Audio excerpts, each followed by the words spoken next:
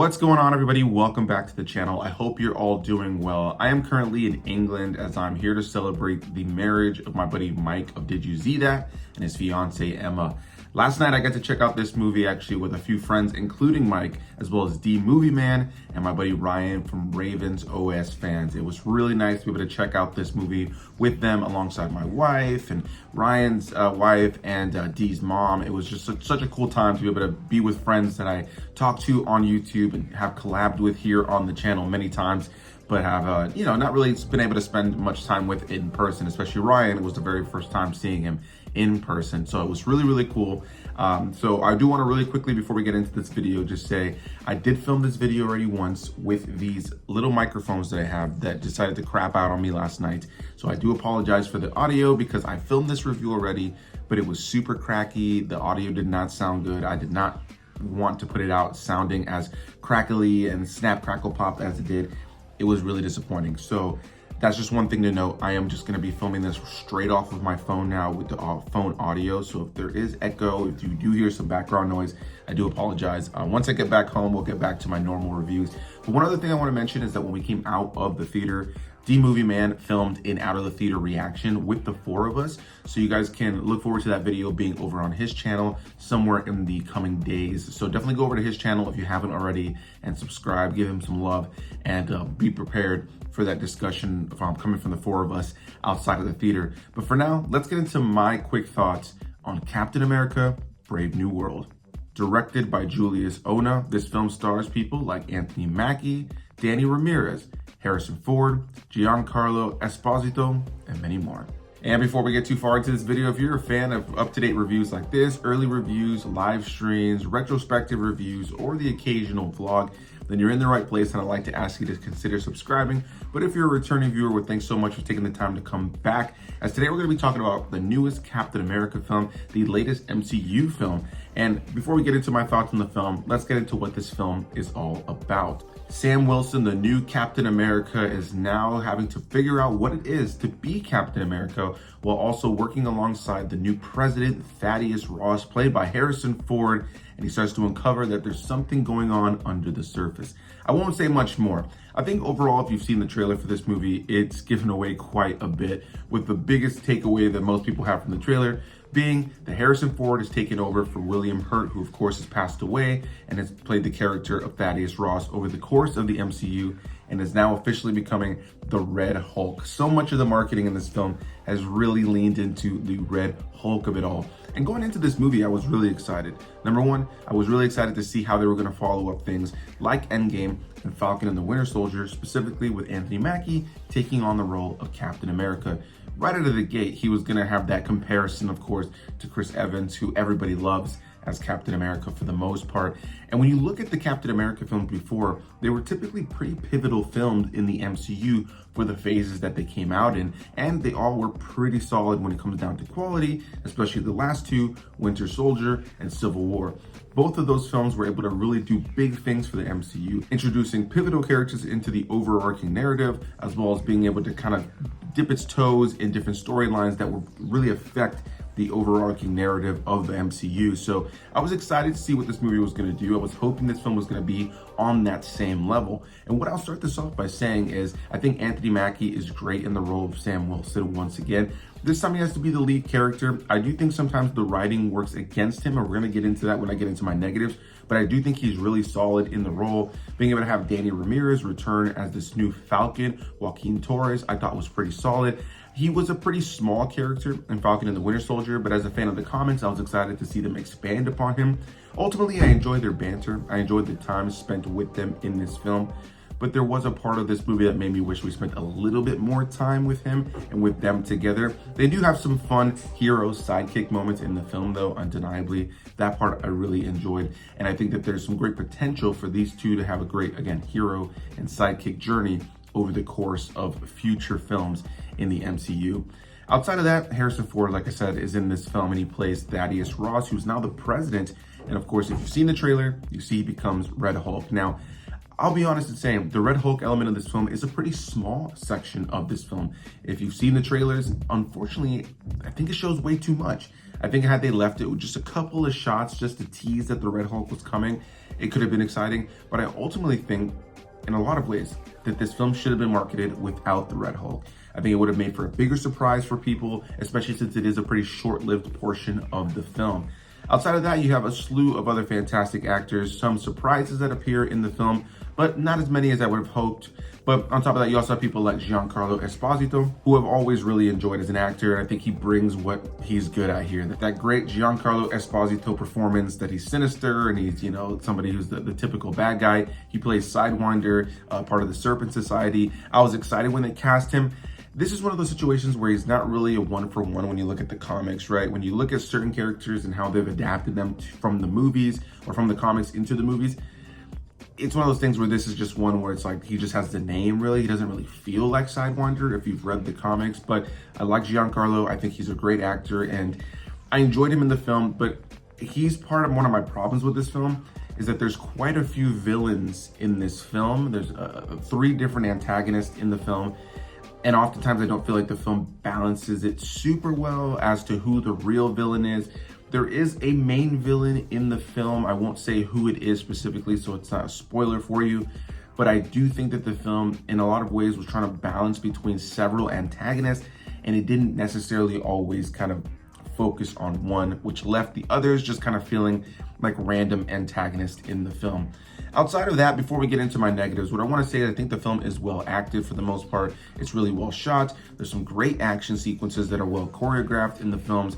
The Captain America films have always been really well praised for great hand-to-hand combat and choreography. And while I don't necessarily think that this film kind of soars at the same heights as those films in terms of choreography, I think there is some great hand-to-hand combat in this film and some of that big MCU spectacle as well, with you having 2 main characters that can fly around and have Falcon-like suits, one of them having a Captain America shield.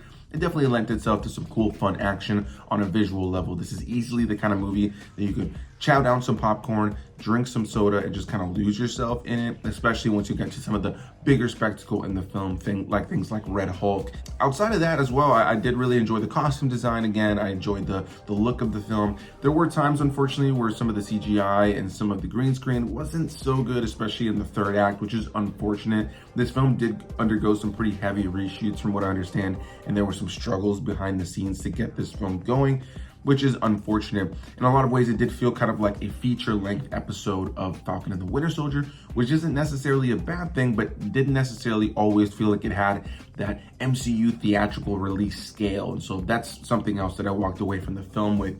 With all that said, though, I was a little torn on this film when it comes down to its narrative. Now, again, I enjoyed the film. I'll say that. I liked the film. I had a good time. I would watch this film again. And maybe I'll go see it again in theaters just to see if my opinion changes on it ever so slightly. Because as a longtime fan of these characters from the comics, from video games and cartoons that I grew up with, it was nice to see certain things come to fruition in live action that we've never seen before. There are characters that return from The Incredible Hulk. This is a film that's not only playing off Endgame and Infinity War and playing off of Falcon and the Winter Soldier, but it also plays off of things like The Eternals. It also plays off of things like The Incredible Hulk, which in a lot of ways was forgotten for a long time. We've had a few projects in the last few years that have played off of the Incredible Hulk and started to bring back certain characters. But I would say that this film is probably the first film in a long time that really actually acknowledged the Incredible Hulk and the events and the characters. Tim Blake Nelson was announced to have come back for this film. I won't say too much about his character because I think he's one of the elements that I think should have been kept secret, but they did announce that he was in the movie. And there's a few other elements of this film that were unfortunately announced. That was the big thing. I wish that they had just kind of kept certain things that were connected to other films as a secret, so that people could have gone into this film without knowing that we were going to connect so deeply to these other films. It could have been a little bit more of a surprise. But I'm a little bit torn on this film narratively because, like I mentioned before, I think the Captain America films have always had that ability to be pivotal movies that move the overarching MCU narrative forward, while also being able to tell their own story and build upon the character of Captain America. And in some ways, I think this film does that. There's definitely areas, especially with the post-credit scene and some of the setup as to what's to come with future Avengers films, that I think that this film does a really great job of setting things up for what's to come. And I think that, Sam Wilson at the center of it definitely seems like he's going to be an interesting and pivotal character in moving certain things forward. Outside of that, I do think that at times the film kind of feels like a first draft script. When you look at other Captain America films in particular, or just other MCU films that are able to kind of have a mystery conspiracy element to them. But if we're just looking at Captain America, those films were able to balance a great sense of mystery, and there's this conspiracy theory, kind of spy thriller, political thriller kind of vibe to them. And this film was going for that. But unfortunately, I feel like it kind of worked against itself at times, because when there was a mystery, when there was some sort of conspiracy that was built up in the narrative, oftentimes it was undercut by some sort of expository dialogue or some sequence that would kind of conveniently wrap things up fairly quickly, kind of just getting rid of the mystery that had only been present in the film for a short window of time. And that was something that was a bummer to me, because it doesn't really feel like you're ahead of the characters, where you're learning things before them and you're kind of getting to see how it plays out for them, or where you're kind of blind like the characters and learning things alongside them. It felt like, you know, we were seeing a mystery unfold and seeing a mystery unravel pretty quickly in the film alongside the characters the entire time. And it never really allowed for you to be like, oh man, I wonder what this character is going to say, or what I wonder what that character is going to do. And with that happening, it kind of removed a sense of stakes. Ultimately, I would say this is a fun popcorn action MCU film that does have some fun mystery and action elements, that does set up some things for the future. But that's something I'm kind of getting tired of saying at this point with the MCU, right? I've praised a lot of films post Endgame that I think are fun movies that I have watched again or would watch again, like this film. But there's this element of me at this point that doesn't want to continually say with these films, oh, I see where they're going, I see what the setup is, and you don't really see those setup things really being built upon. I can't wait to see a film where it feels like it kind of really feeds that hunger that we're looking for. This is the film where everything was built up to, where they really kind of gave it to you, you know? And when you look back at films pre-Endgame, there were so many films like that. And a lot of times the Captain America films were those movies. Winter Soldier, Civil War, even the first Avenger, when in the early days of the MCU, those films gave you what you wanted out of those films, instead of it being like, you know, here's all the really good elements about it, but here's all the good things it really sets up that could be better in the future. And I think that's what Brave New World does more. It does better things to kind of set up things that could be, rather than doing it in the film itself. With that said though, I did find Brave New World to be a fun time. I think there's some great action here. I think the cast is strong. Harrison Ford as Red Hulk was just cool to see. He's one of my favorite actors of all time. So to see him take on the role after William Hurt's passed, and to be able to, you know, see Red Hulk in live action, I thought was really cool. I wish it wasn't as short-lived, which also makes me wish that they hadn't shown as much of it in the trailer. But ultimately, I think this is a film that I can understand why some people are really divisive on this one. I can see why some people are walking away from it thinking, just another MCU film. And I can see why others are walking away saying, that was a good time, that was fun. I'm more on the, that was a good time, this is fun. But ultimately, my critical side as well, it recognizes that the story could have been better, recognizes that not all the characters got their dues, that the film is overpacked, overstuffed with villains that they don't really fully know what to do with. And, you know, talking to my buddies last night, and again, that video will be out on the Movie Man's channel, and I'll wrap it up with this. One of the things we mentioned was the fact that you look at something like the last Captain America movie, which was essentially an Avengers film, but was still able to be written to focus on Captain America and his personal struggle within that story. You look at a movie like that had so many characters, had to balance setting up future films like Infinity War and Endgame, and tying into other things while playing off of the things that came before it, while also telling its own individual Captain America and Bucky story at the center of it. That film was able to balance so many characters, so many storylines, and be a cohesive film that emotionally connected to audiences. And you look at a film like this that has less characters, but it's balanced in a way where it feels like there's too many characters. And I think that just kind of goes to show that, unfortunately, I think one of the biggest struggles with this film was having a director who hasn't done a lot of feature films. Julius Onah, probably a solid guy. I've never seen any of his films. I looked at his IMDb. He's done predominantly short films and a few feature films, but he doesn't have that, you know, unfortunately to say, he doesn't have that franchise experience. And I don't necessarily know that you need to go and get the same directors for everything. But I do think with some of these big tentpole films, it's nice to bring in some people to do a small film here or there, a solo project of a character here or there.